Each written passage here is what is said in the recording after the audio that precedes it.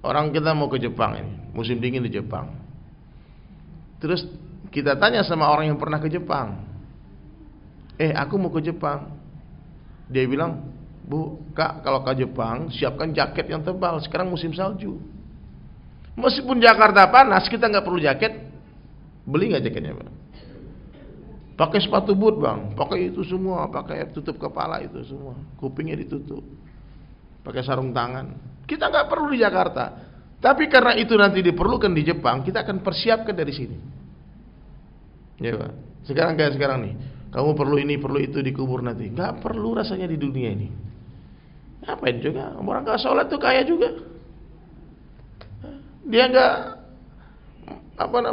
sembarangan aja dia, aman, dia sehat juga hidupnya, buang air kecilnya. Sementara Nabi katakan orang yang tak bersih istinjanya itu akan diazab di kubur, nanti dapat siksa kubur. Nabi yang melihat. Oh, kita santai lah. Banyak orang yang mengacuhkan perkara ini karena nggak perlu. Coba lihat bule-bule itu, nggak ada istinja dia, sehat, cantik juga dia, tampan juga dia. Nggak perlu kayaknya itu jongkok-jongkok tuh bapak-bapak tuh. Ya. Kadang-kadang kita ini, Pak, membandingkan hidup kita dengan orang kafir, susah lah kita jadinya. Dunia ini surga bagi mereka, tidak ada bagian mereka di akhirat. Jannatul kafir, sijinul mu'minin, penjara bagi orang beriman. Nabi yang mengatakan orang beriman hidup di dunia seperti orang di dalam penjara. Ibu-ibu pernah masuk penjara enggak? Enggak, maksudnya pernah lihat orang di penjara enggak? Jenguk saudara, teman di penjara. Bapak-bapak pernah? Saya sering. Bahkan saya sering bikin majelis dalam penjara. Di penjara itu gak bisa sembarangan. Ada jam tidurnya, ada jam bangunnya. Terlambat, Pak, disiksa, Pak. Suruh push up. Makan gak bisa sembarangan, ada jam makannya. Ada waktu dia senam. Ada uniformnya, ada seragamnya. Gak bisa sembarangan dia berpakaian di penjara. Gak bisa sembarangan dia ngapa-ngapain. Ada peraturan yang hidup dalam penjara. Tapi ingat, sebentar lagi mereka akan bebas keluar dari penjara selama-lamanya. Gak apa-apa di penjara sebentar, tapi bahagia selama-lamanya. Daripada kita pesta-pesta sebentar, tapi masuk penjara selama-lamanya. Mau gak? Subur hidup penjara. Aduh. Saya bilang sama teman-teman saya, gak apa-apa kamu susah payah 3 hari di masjid untuk bisa bahagia seumur hidupmu, daripada kamu 3 hari di diskotik pesta-pesta tapi masuk penjara sampai mati. Susah-susah sementara untuk bersenang-senang selama-lamanya, daripada kita senang-senang sementara, susah-susah selama-lamanya. Ya, dunia ini bukan tempat tinggal. Dunia ini tempat meninggal. Dunia ini adalah tempat yang akan kita tinggalkan. Sekarang kita di atas tanah, gak lama lagi tanah di atas kita. Maka sebelum ditimbun, buru-burulah minta ampun. Ya, Pak. Satu tetes air mata yang jatuh di dunia karena takut kepada Allah akan padamkan api seluas samudra.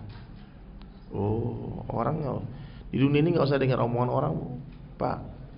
Gak usah dengar penilaian orang, gak usah apa kata orang, itu gak usah dipikirkan lagi. Yang perlu kita pikirkan hari-hari apa kata Allah. Apa kata Allah.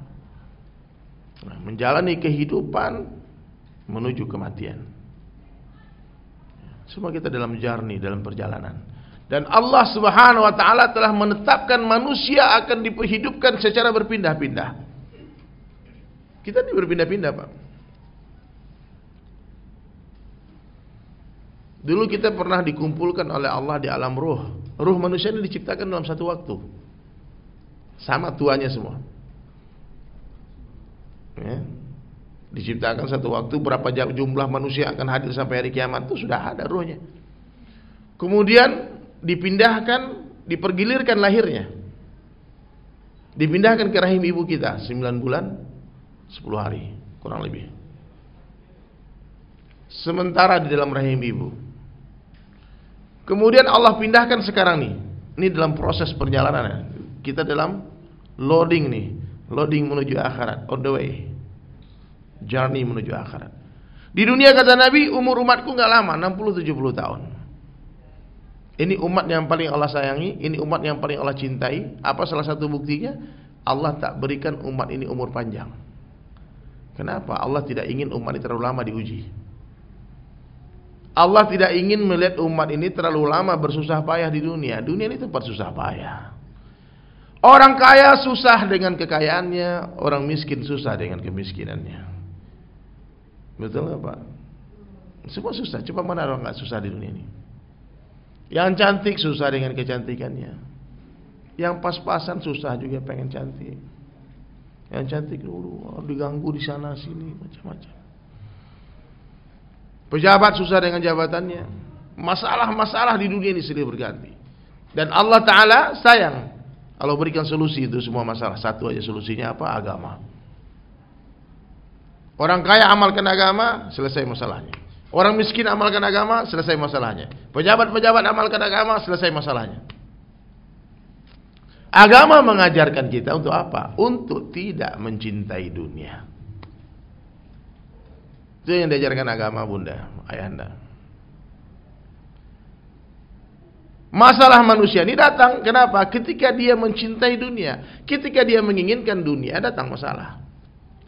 Jadi biar nggak masalah hidup kita, kalau ada orang menawarkan dunia, bilang nggak mau. Say, ada perumahan baru di sana tuh, bagus rumahnya, nggak mau. Habis masalah. Nggak pengen aku cukup sini aja, ada alhamdulillah. Tapi kalau, mana rumahnya gambarnya, mulai masalah tuh. Cek gambar, cek harga, kurang duit, lembur, utang, riba, sana sini, berganti masalah. Kalau nggak pengen, aman sudah. Ini ada mobil bagus loh, nggak suka, nggak mau. Aku mobilku sudah ada. Mana mobilmu? Itu entar lagi aku pesan Grab, terus datang dia. Ganti-ganti sopirnya. Betul nggak Pak? Orang kalau naik Grab itu kayak raja dan ratu, dia di belakang duduk. Mobil rusak dia nggak ikut bayar, pajak nggak ikut bayar, cicilan nggak bayar. Sopir ganti-ganti.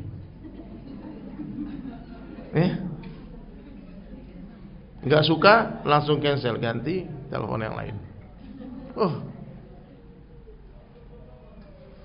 Dan ternyata hadirin mulia, rahasia kebahagiaan hidup di dunia ini apa? Ketika satu orang tidak mencintai dunia.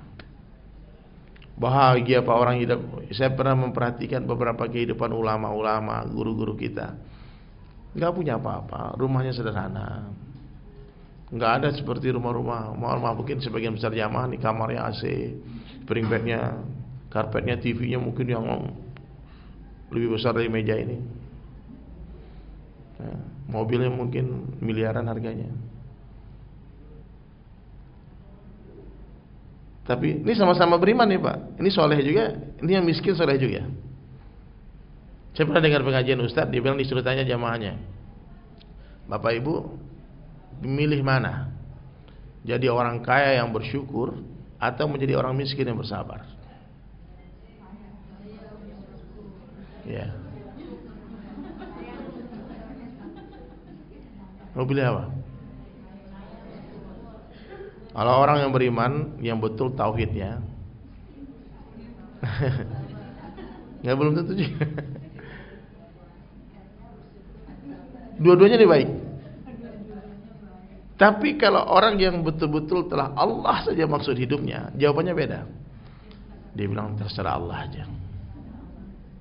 Terserah Allah. Diberikan harta, alhamdulillah. Enggak pun, alhamdulillah. Sama saja. Karena tanda-tanda iman itu, ketika iman masuk ke dalam hati seorang manusia, datangnya dunia tak mengembirakan hatinya, hilangnya dunia tak menyedihkan hatinya. Flat dia, terhadap dunia itu flat. Biasa aja. Karena dia tahu itu cuma tetesan air. Karena dia yakin dengan sabda Nabi itu tak lebih berharga daripada 11 sayap nyamuk. Kenapa harus euforia dengan dunia?